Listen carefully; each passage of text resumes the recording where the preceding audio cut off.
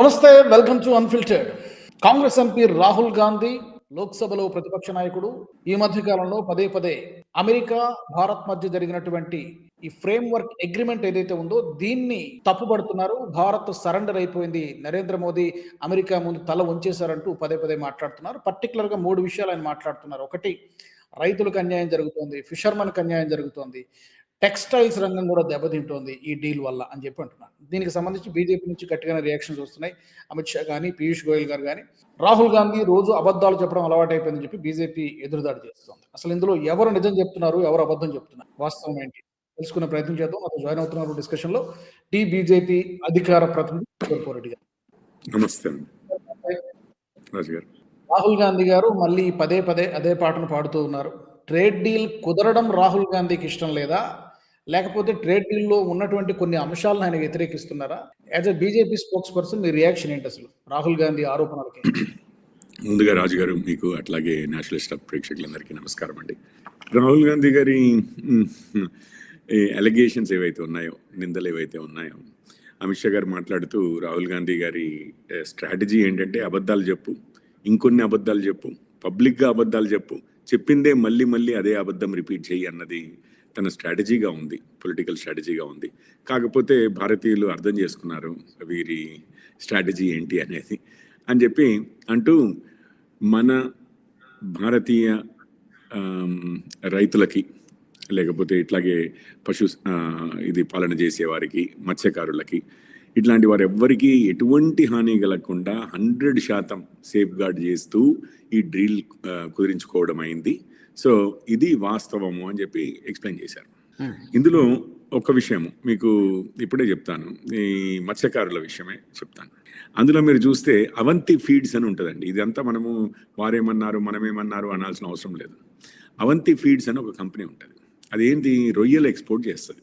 Dressed, అన్డ్రెస్డ్, కొన్ని packaged, అంటే కాస్త మ్యారినేట్ చేసి పంపించడం, ఇట్లాంటివన్నీ ప్రాసెస్డ్, ఇట్లాంటివి పంపిస్తూ ఉంటుంది. వాళ్ళ స్టాక్ ప్రైస్ 55% పెరిగిందండి ఈ డీల్ అనౌన్స్ చేసిన రోజు నుంచి ఈ రోజుకి. సో మార్కెట్ ఏం చెప్తోంది, మత్స్యకారులకి, ఎస్పెషల్లీ మన ఆక్వాకల్చర్ ఉన్న వారికి, మన ఆంధ్ర కోస్టల్ ఏరియాస్లో మొత్తం ఆక్వాకల్చర్ ఉంటుంది, వారికి ఇది చాలా లాభదాయకమైనది. అందుకే ఆ స్టాక్ ప్రైస్ 50% పెరిగింది, 55% పెరిగింది. అది వాస్తవం. రెండో విషయం, ఇప్పుడు అగ్రికల్చర్ విషయాలకు వస్తే అసలు ఇంత లేట్ ఎందుకైంది, వ్యవసాయ విషయాలకు వస్తే అసలు ఇంత లేట్ ఎందుకైంది? మనకి ఎప్పుడో అయ్యేది అమెరికాతో డీల్, మనం ఇంతలోపు బ్రిటన్తో చేసుకున్నాము. అంటే అసలు యాక్చువల్లీ ట్రంప్ గారు ప్రెసిడెంట్ అయిన తర్వాత మొట్టమొదట కలిసిన లీడర్లలో ఒకరు మోడీ గారు, 2వ వారం 3వ వారం అంతే వారు అవ్వగానే. అయినా కానీ అప్పుడే డీల్ చేసుకుందామని చెప్పి ఇద్దరు నిర్ణయం చెప్పారు కూడా పబ్లిక్గా. అయినా కానీ ఇంత లేట్ ఎందుకు జరిగింది అని అంటే ఒకే ఒక్క విషయం మీద అని చెప్పి మోడీ గారు కూడా చెప్పారు, మన రైతుల, మన పంట విషయాల్లో ఏదైనా కానీ, రైట్, వ్యవసాయ ఉత్పత్తుల విషయాల్లో మేము అసలు కాంప్రమైజ్ అయ్యే ప్రసక్తి లేదు. ఒకటి. రెండు, మా మత్స్యకారులు అట్లాగే ఈ పాలు వగేరా, అదే పశు సంపద పెంచి పోషించేవారు, వారికి కూడా ఎటువంటి ఆ విషయాల్లో కూడా ఎటువంటి నెగోషియేషన్ ఉండదు. మేము ఖరాఖండిగా చెప్తున్నాము, ఈ వ్యవసాయం విషయంలో మాత్రం, వ్యవసాయ ఉత్పత్తుల విషయంలో మాత్రం మేము కదిలేది లేదు అని. అందుకే ఇంత లేట్ అయింది. అయితే మనం ఏం చేసాము, ఇంత లోపల ఒక 6 నెలలు, ఒక 3-4 నెలలు మనకి నిజంగానే 50% పెంచారు ట్రంప్ గారు, 25 నుంచి 50% పెంచారు మన మీద ట్యాక్స్లు. అయినా కానీ గాలి బిగబట్టుకుని, రైట్, మనము యూకే తోటి, అంటే బ్రిటన్ తోటి, దాని తర్వాత మదర్ ఆఫ్ ఆల్ డీల్స్ అంటూ యూరోపియన్ యూనియన్ తోటి మనం డీల్ చేసుకున్నాం చాలా తక్కువ టారిఫ్లతో, దాదాపు 99%, 98% మీద అసలు టారిఫ్లు లేకుండా అన్న విధంగా 95%. సో చాలా తక్కువ టారిఫ్స్ లేదా అసలు లేవు. అట్లాంటిది అంటే ట్యాక్స్లు, అట్లాంటి డీల్ మనము యూరోపియన్ కంట్రీస్ అంటే జర్మనీ, ఫ్రాన్స్ ఇవన్నీ వస్తాయి అందులోకి, బెల్జియము, నెదర్లాండ్స్ ఇట్లాంటివన్నీ వస్తాయి, స్వీడన్, అన్ని కంట్రీస్ తోటి, ఇటలీ, స్పెయిన్, పోర్చుగల్ ఇట్లాంటివన్నీ.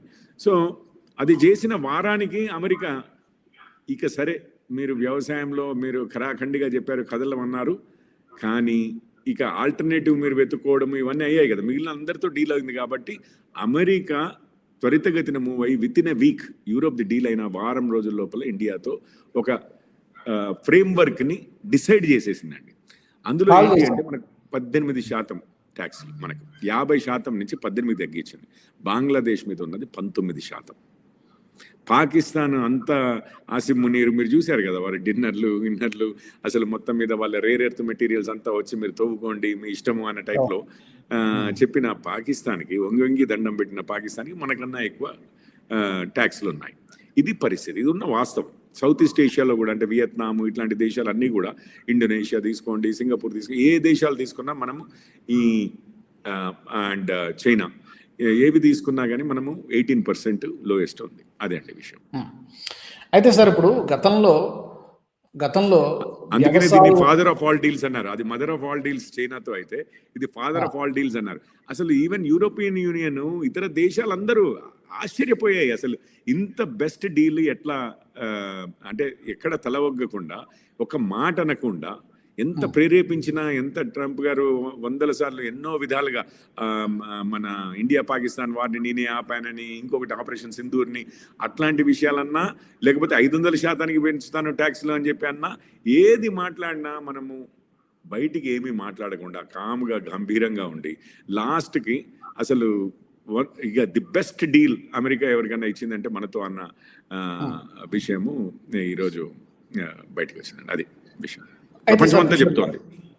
కరెక్ట్ కిషోర్ గారు. అయితే ఇక్కడ ముందు నుంచి భారత్ చెబుతూ వస్తుంది ఏంటంటే వ్యవసాయ ఉత్పత్తులు, అలాగే జెనెటికల్లీ మోడిఫైడ్ ప్రోడక్ట్స్, జన్యు మార్పులు చేసినటువంటి ఉత్పత్తులని అసలు మేము అలో చేసేటువంటి ప్రసక్తి లేదు అని. అట్లాగే పశువుల ఫీడ్ అండి, ఇప్పుడు ఆవులకి బర్రెలకి ఇట్లా ఫీడ్ ఉంటది కదా, ఆ ఫీడ్ లో నాన్ వెజ్ కలుపుతారు వాళ్ళు. ఏది ఇప్పుడు మాంసము ఇది ఉంటది కదా, ఏవైనా ఉంటే ఆ వేస్ట్ ప్రోడక్ట్స్ ఉంటాయి చూసారా, అవి తెచ్చి కలిపేవారు. అంతకుముందు మీకు యూకేలో ఒక 20-25 సంవత్సరాల క్రితము, 30 సంవత్సరాల క్రితం దాదాపు, క్రూస్ఫెల్డ్ జాకబ్ డిసీజ్ అని CJD అంటారు. అది ఏంటి అంటే ఇది బ్రెయిన్ ని స్పాంజ్ లాగా తయారవుతుంది. మ్యాడ్ కౌ డిసీజ్ అనేవారు. దాని సైంటిఫిక్ నేమ్ క్రూస్ఫెల్డ్ జాకబ్ డిసీజ్ అని. సో అసలు ఇప్పుడు ఏదైతే ఇటువంటి ఫీడ్ తిన్న పశువుల మాంసం తిన్నవారు అసలు బ్రెయిన్ అంతా, మెదడంతా కూడా ఒక స్పాంజ్ లాగా తయారైపోయి చచ్చిపోయేవారండి. సో మనమేమన్నామంటే అదే కాదు, సైంటిఫిక్ రీజన్స్కే కాదు, మా దగ్గర మేము వెజిటేరియన్స్, మనం అంటే రిలీజియస్ రీజన్స్కి కూడా, సెంటిమెంట్స్కి కూడా మేము నాన్ వెజ్ తినే పశువుల పాలు ఇట్లాంటివన్నీ తాగడం అని అంటే మన వాళ్ళు అసలు ఇది కాదు కదా, మన సెంటిమెంట్స్ చాలా హర్ట్ అవుతాయి. కాబట్టి అందులో అసలు నో కాంప్రమైజ్ అని చెప్పి అందుకే ఇంత డిలే అయింది.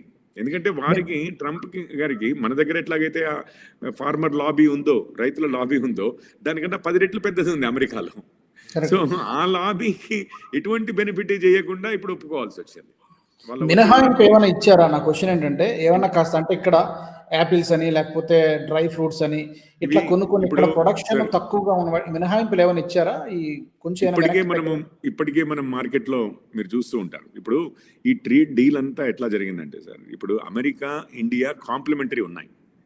కాంప్లిమెంటరీ అంటే మన దగ్గర ఉన్నది వారి దగ్గర లేదు, వారి దగ్గర ఉన్నది మన దగ్గర లేదు. మీకు ఒక విషయం చెప్తాను. మన బైక్స్ తెలుసు కదా మీకు, టీవీఎస్, బజాజ్వి, హోండా, హీరో ఇట్లాంటి కంపెనీస్ ఉన్నాయి కదా. అవన్నీ బైక్స్ ఎంత ఉంటాయి? 100-125 cc ఇట్లాంటివి ఉంటాయి. బుల్లెట్ ఒకటి ఉందనుకుంటా, అది కూడా మన ఇండియాలో మనకు తెలిసింది, జావా అని, బుల్లెట్ అని ఇట్లాంటివన్నీ. ఇంకేదైనా వస్తే కూడా 150 cc ఇట్లాంటివి. అదే హార్లీ డేవిడ్సన్ ఉందనుకోండి, very high cost, very high CC బండి. అట్లాంటివి మన దగ్గర అసలు మనం తయారు చేసేది లేదు, అమ్మేది లేదు.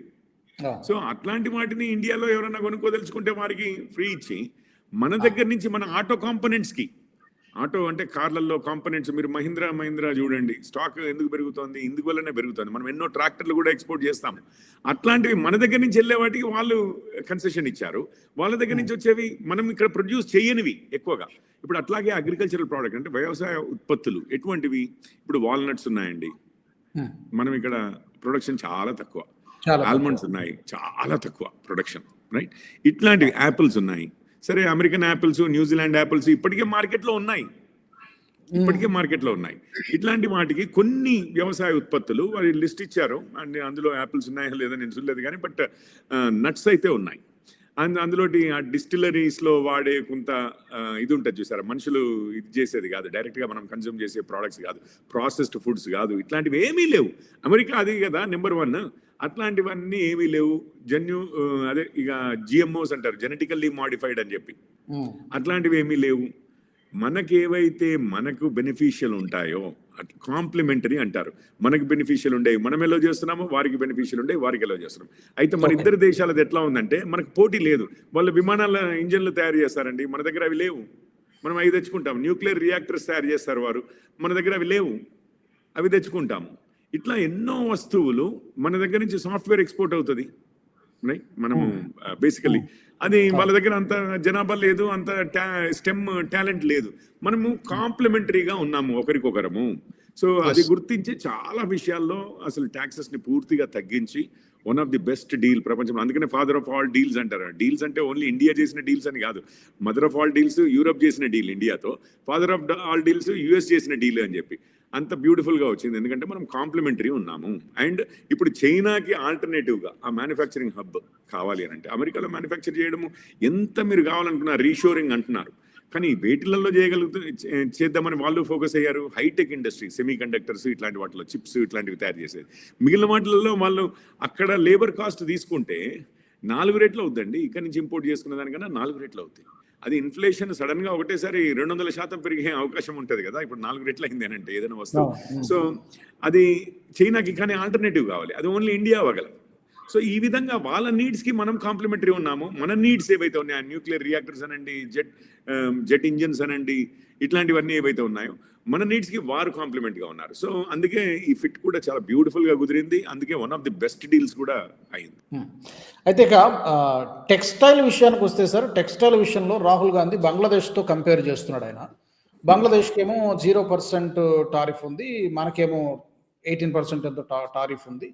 అది ఎలా కుదురుతుంది ఇక్కడ ఈ విషయంలో? అందుకే అమిత్ షా గారు అందుకే అన్నారు, రాహుల్ గాంధీ గారి స్ట్రాటజీ అబద్ధాలు చెప్పు, అబద్ధాలు మళ్ళీ చెప్పు, అబద్ధాలు పబ్లిక్గా చెప్పు, ఆ చెప్పిన అబద్ధాలనే పలుమార్లు రిపీట్ చేస్తూ ఉండు. ఇది వారి స్ట్రాటజీ. వారు చిన్నప్పుడు కొంచెము శ్రద్ధ పెట్టి ఉంటే చదువులో కాస్త ఈజీగా అర్థమయ్యేదేమో. ఇప్పుడు బంగ్లాదేశ్కి 19% ట్యాక్స్ సార్, మనకు 18% ట్యాక్స్. రైట్? మనము పంపిస్తే అసలు బంగ్లాదేశ్ కన్నా మనకు బెటర్ ట్యాక్సేషన్ ఉంది.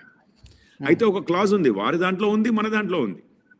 20% కానీ మీరు కాటన్ మీ అవసరాలకి, ఇప్పుడు మీరు ఎక్స్పోర్ట్ చేస్తున్నారనుకోండి, మనం ఒక 2 చొక్కాలు ఎక్స్పోర్ట్ చేసామనుకోండి, రైట్, 2 షర్ట్లు ఎక్స్పోర్ట్ చేసామనుకోండి, లేకపోతే 1000 షర్ట్లు ఎక్స్పోర్ట్ చేసామనుకోండి, దానికి ఇన్ని కిలోల కాటన్ పడుతుంది అనుకుందాం అది తయారు చేయడానికి, ఆ 2 షర్ట్లు ఆ 1000 షర్ట్లు. అందులో ఎంతైతే కాటన్ పడుతుందో, ఎంత ఒక 10 కిలోలు అనుకోండి, 5 కిలోలు అనుకోండి, 5 కిలోలు అనుకోండి, 5 కిలోల లేకపోతే 10 కిలోలు అనుకోండి, 10 కిలోల దాంట్లో 2 కిలోలు కాటన్ అమెరికా నుంచి మీరు ఇంపోర్ట్ చేసుకుంటే, అంటే మాకు ఎక్స్పోర్ట్ చేసే టెక్స్టైల్స్ ఏవైతే ఉన్నాయో వాటికి కావలసిన కాటన్లో 20% అమెరికా నుంచి మీరు ఇంపోర్ట్ చేసుకుంటే 0% అన్నారు. అది బంగ్లాదేశ్కి ఉంది, ఇండియాకి ఉంది.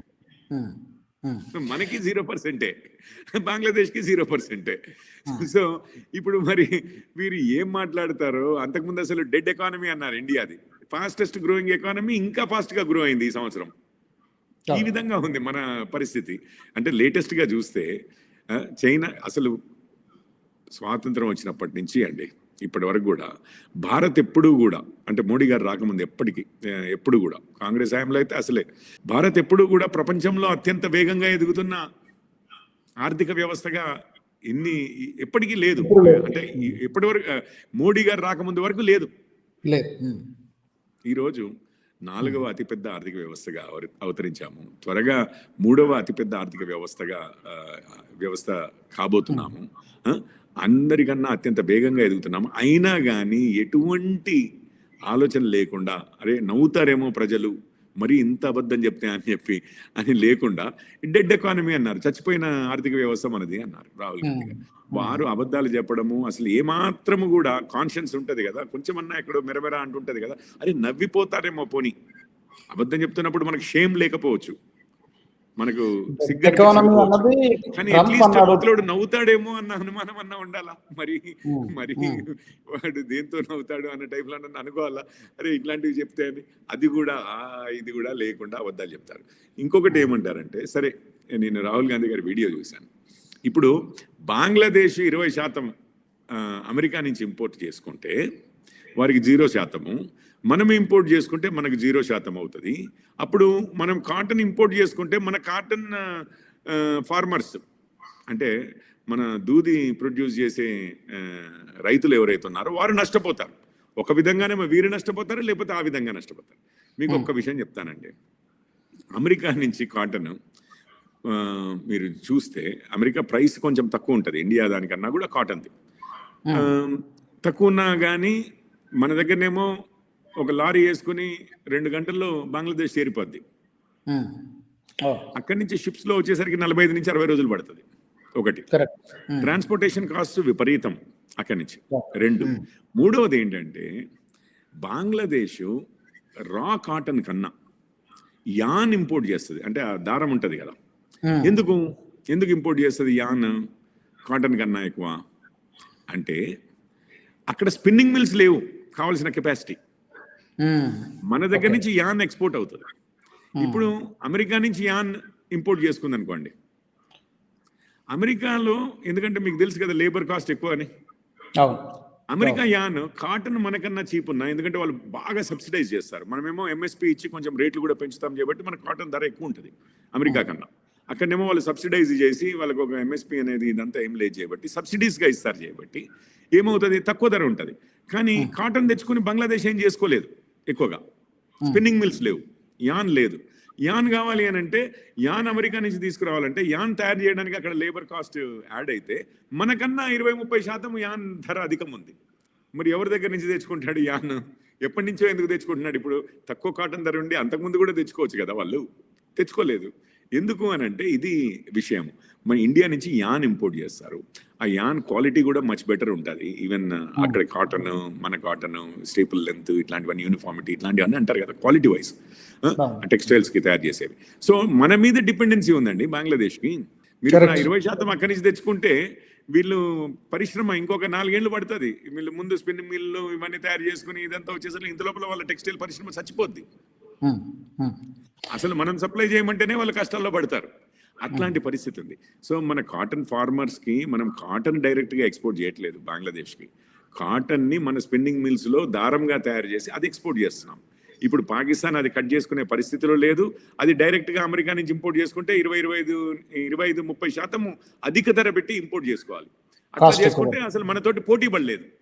అర్థమైంది కదా మీకు? 18% మనకు వాడు 0 అయ్యాడు అనుకోండి, మనం ఎట్లాగ ఇంపోర్ట్ చేసుకోము. వాళ్ళు 0 అయ్యారనుకోండి, 18% మనకు ఉంది కాబట్టి మనది 100 రూపాయలు ఉన్నది, 118 మనది ఉంటుంది, 100 వాళ్ళది ఉంటుంది. కానీ యాను వాళ్ళు అక్కడి నుంచి తెచ్చుకున్నారనుకోండి, వాళ్ళకి 118 కన్నా ఎక్కువ అవుద్ది ఆ బట్ట ధర. సో వాళ్ళు అన్కాంపిటేటివ్, మనతో కంపీట్ చేయలేరు. సో ఏ విధంగా చూసుకున్నా కానీ ఇక్కడ మారేదేం లేదు. రాహుల్ గాంధీ గారికి ఏం లేదు, ఇంతకుముందు చెప్పాను, అబద్ధాలు చెప్పాలి. ఇంకొకటి ఏంటంటే కొన్ని క్లిష్టంగా ఉంటాయండి విషయాలు, అందరికీ అర్థం కావు. రాహుల్ గాంధీ గారికి అంత ఈజీగా అర్థమయ్యే విషయాలు కాదు. ఫోకస్ కావాలి కాస్త ఇట్లాంటి సబ్జెక్ట్స్ మీద. కొంచెము సబ్జెక్ట్ మీద అవగాహన ఉంటే కానీ అర్థమవుతుంది. అది మన దౌర్భాగ్యం. అయితే కిషోర్ గారు, రాహుల్ గాంధీ ఇప్పుడు అన్ని వరుసగా, ఇప్పుడు ఇందాక మీరు చెప్పినట్టుగా ఈవీఎంలు పట్టుకుంటారు, ఎన్నికల సంఘాన్ని పట్టుకుంటారు, ఇప్పుడు రీసెంట్ గా అంటారు, పెగసస్ అంటారు, ముకుంద నరవణ పుస్తకము, ఇప్పుడు యుఎస్డీలు అంటారు, కేవలం వంగిపోయారంటారు, సరెండర్ అంటారు. ప్రభుత్వాన్ని బొంబార్డు చేయడము, లేదంటే ప్రభుత్వాన్ని లేదా మోదీ సర్కార్ని టార్గెట్ చేయడము అసూయతోనే చేస్తున్నారా, లేకపోతే దీనివల్ల ఏమైనా పొలిటికల్ మైలేజ్ వస్తుందని చేస్తున్నారా? సార్ ఒకటి చెప్తాను.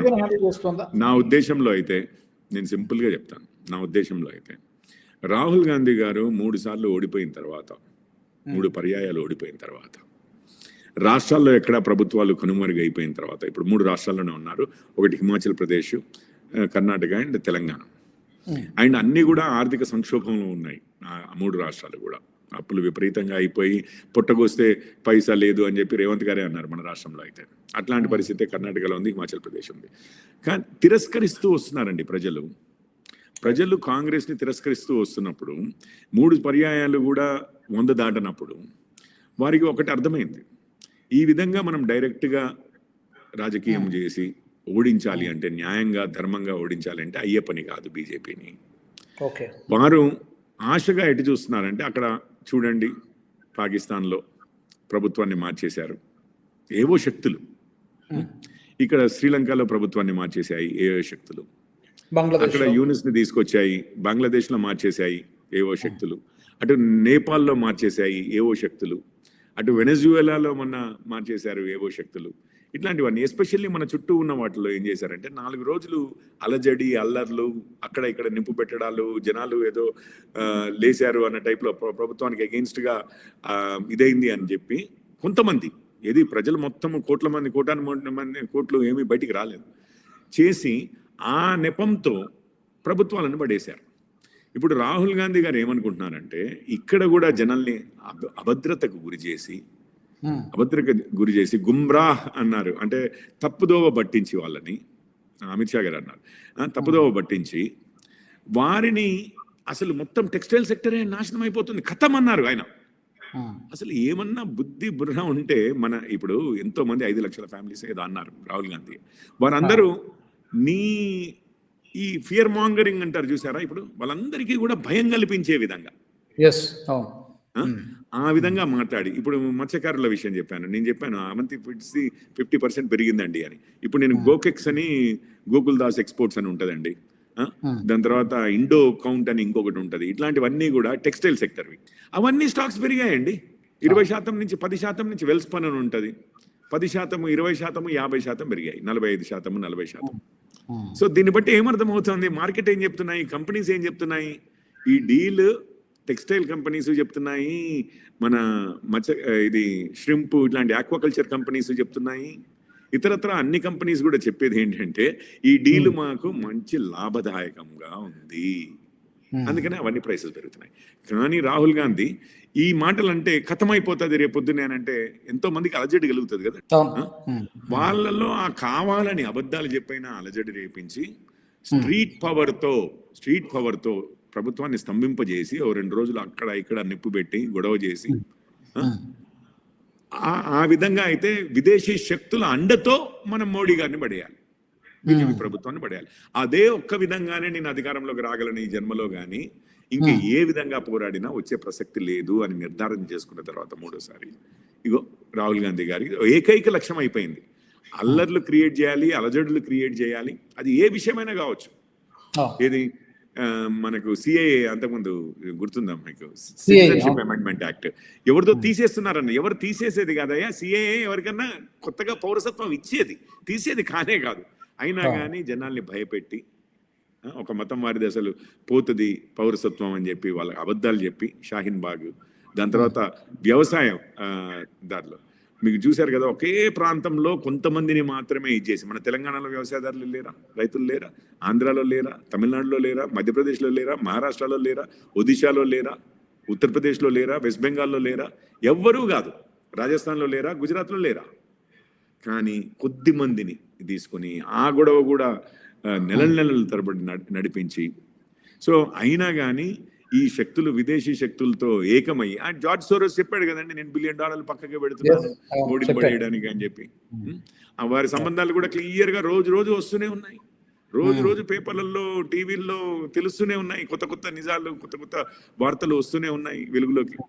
సో ఇది బేసిక్ గా రాహుల్ గాంధీ గారు న్యాయంగా ధర్మంగా బీజేపీ మీద, మోడీ గారి మీద ఎస్పెషల్లీ మనం గెలవలేము అని నిర్ణయించుకున్న తర్వాత, ఈ జన్మలో నేను ప్రధానిని ధర్మంగా పోరాడైతే బీజేపీకి అగేన్స్ట్గా నేను ప్రధానిని అవ్వలేను అని నిర్ణయించుకున్న తర్వాత విదేశీ శక్తుల అండదండలతో ఇక్కడ అరాచకం క్రియేట్ చేసి లెజిటిమేట్గా న్యాయంగా ఎన్నుకోబడ్డ ప్రజాస్వామికంగా ఎన్నుకోబడ్డ ప్రభుత్వాన్ని పడేసి తను మహమ్మద్ యూనిస్ అన్నాడు, ఒక్కడు ఓటేసింది పాపన పోలేదు, అట్లాంటి వాడే ప్రైమ్ మినిస్టర్ అవ్వగాలేంది. ఆ షాబాజ్ షరీఫ్ అనుకుంటాను అక్కడ, లేకపోతే నేపాల్లో లేడీ అయ్యారు, ఇక్కడ శ్రీలంకలో అయ్యారు. అట్లాగే అంటే నేనెందుకు కాకూడదు, ఇది మా వంశపారంపర్యంగా వస్తున్న ఇది కదా ప్రైమ్ మినిస్టర్షిప్. అసలు మేము ఇన్ని రోజులే బయట ఉండడమే అది అసలు ఎంతో అన్యాయం అన్న టైప్ లో వారి ఎంటైటిల్మెంట్, దానికి రాజకీయ దారుణమైన చర్యలు, దేశానికి ఎంత నష్టం అవుతుంది అనేది వారికి ఇది లేదండి. వారు అధికారంలోకి రావాలి అంతే. Yes, correct. మీరు అన్నట్టుగా పవర్లోకి రావడం కోసం ఏ ఎక్స్టెంట్కైనా వెళతాం అన్నట్టుగా ఉంది వైఖరి. అది అసూయతో చేస్తున్నారా, అభద్రతా భావంతో చేస్తున్నారా, ప్రభుత్వం మీద బురద చల్లడానికి చేస్తున్నారా, అట్ ద సేమ్ టైం వీటన్నిటితో పాటు కాంగ్రెస్ పార్టీకి ఏదో పొలిటికల్ మైలేజ్ తీసుకురావడానికి చేస్తున్నారంటే ఇంతవరకు అలాంటి ట్రాక్ రికార్డ్ లేదు. అన్నిసార్లు కూడా బూమరాంగే అయింది. మరి రాబోయే ఎన్నికల్లో చూద్దాం ఏం జరుగుతుందో. ఈ సంవత్సరం కూడా ఒక 5 రాష్ట్రాలు ఎన్నికలు ఉన్నాయి. అప్పుడు కూడా మరి ఇలాంటి ఫలితాలే వస్తే మరి రాహుల్ గాంధీ మరి ఏం చేస్తాడో చూడాలి. Thank you. ప్రజలే ఏదైనా నిజమైనటువంటి న్యాయ నిర్ణేతలు కాబట్టి ప్రజలకే వదిలేయాలి మనం. ప్రజలు అర్థమవుతుందని అనుకుంటున్నాను. Thank you. మరి మా ప్రేక్షకులు కూడా అడుగుతున్నా నేను ఈ సందర్భంగా, రాహుల్ గాంధీ వరుసగా చేస్తున్నటువంటి ఆరోపణలు ఎందుకు చేస్తున్నారు? ప్రభుత్వం మీద బురద జల్లడానిక, తనకి పొలిటికల్ మైలేజ్ కోసమా, ప్రధానమంత్రి సీటు కోసమా, అబద్ధాలని పదే ఎందుకు ప్రచారం చేస్తున్నాడు? చాలా విషయాల్లో ఇదే బీజేపీ క్వశ్చన్ చేస్తోంది. కానీ రాహుల్ గాంధీ దగ్గర, కాంగ్రెస్ దగ్గర ఏ క్వశ్చన్కి కూడా స్పష్టమైనటువంటి సమాధానం లేదు. మీకేమనిపిస్తోంది? రాహుల్ గాంధీ ఇలా ఎందుకు చేస్తున్నారు? తప్పకుండా కామెంట్ సెక్షన్లో పెట్టండి. వచ్చే ఎపిసోడ్లో మరొక ఇంట్రెస్టింగ్ టాపిక్తో మళ్ళీ కలుసుకుందాం. జై హింద్, జై భారత్. ఈ వీడియో మీకు నచ్చినట్టయితే లైక్ చేయండి, 10 మందికి షేర్ చేయండి. అలాగే కామెంట్ల రూపంలో మీ అభిప్రాయాలను మాతో పంచుకోండి. Nationalist hub group of channels ను సబ్స్క్రైబ్ చేసుకుని తెలుగునాట జాతీయవాద జర్నలిజాన్ని ప్రోత్సహించండి. ఈ వీడియో కింద ఉన్న బెల్ ఐకాన్ పై క్లిక్ చేయడం మర్చిపోవద్దు.